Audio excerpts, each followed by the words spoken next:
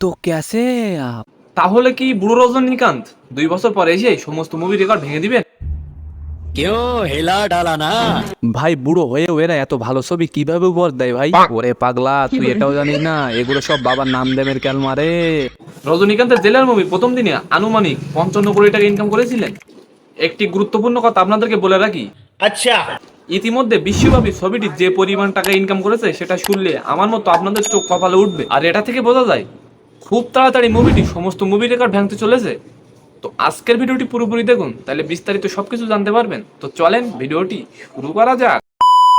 প্রবীণ তামিল অভিনেতা রজনীকান্তের চলচ্চিত্র জেলার শীঘ্রই ভারতে 150 কোটি নেটাই করতে যাচ্ছে। বাণিজ্য ওয়েবসাইট স্যাকলিনের একটি প্রতিবেদন অনুসারে জেলার রবিবার 13 আগস্ট সারা দেশে সমস্ত ভাষায় আনুমানিক 38 কোটি রুপি আয় করেছে। প্রতিবেদনে যোগ করা হয়েছে যে সিনেমাটি বিশ্বব্যাপী 300 কোটির আয়ের দ্বার প্রান্তে।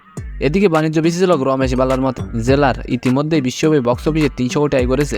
সোমবার 14 আগস্ট রমেশ বালা টুইটার অর্থাৎ এক্সে লিখেছেন, জেলার 7 দিনে বিশ্বব্যাপী বক্স অফিসে 300 কোটি গ্রাস অতিক্রম করেছে। সুপারস্টার রজনীকান্তের 300 কোটি ক্লাবে এটি চতুর্থ সিনেমা। এর আগে 2010 সালে অ্যান্থিরিয়ান, 2016 কাবালি এবং 2018 সালে রোবট 2.0 এই ল্যান্ডমার্ক অতিক্রম করে। প্রায় 2 বছরের অনুপস্থিতি পর পদ্মায় ফিরেছেন দক্ষিণের সুপারস্টার রজনীকান্ত। তাই সিনেমাটি ঘিরে ভক্তদের উন্মাদনা ছিল চোখে পড়ার মতো। মুক্তির প্রথম দিন ভারতের জেলার সমস্ত ভাষায় 48.35 কোটি আয় করে। শুক্রবার এটি 25.75 কোটি আয় করেছে।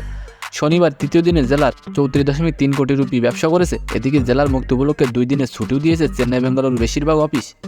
প্রতিবেদন অনুসারে সিনেমাটির মুক্তিকে ঘিরে দক্ষিণ ভারত জুড়ে তৈরি হয়েছে উৎসবের আমেজ। শুধু দেশ নয়, বিদেশেও চলছে রজনীকান্তের দাপট, যার ফলাফল বক্স অফিসে পাহাড় সমান হয়। সেই সঙ্গে দীর্ঘদিন পর বক্স অফিসে ব্লকবাস্টার চলচ্চিত্র দিতে চলেছে মেগা স্টার রজনীকান্ত। তো আজকের ভিডিওটি কেমন লাগলো অবশ্যই কমেন্ট বক্সে জানাবেন।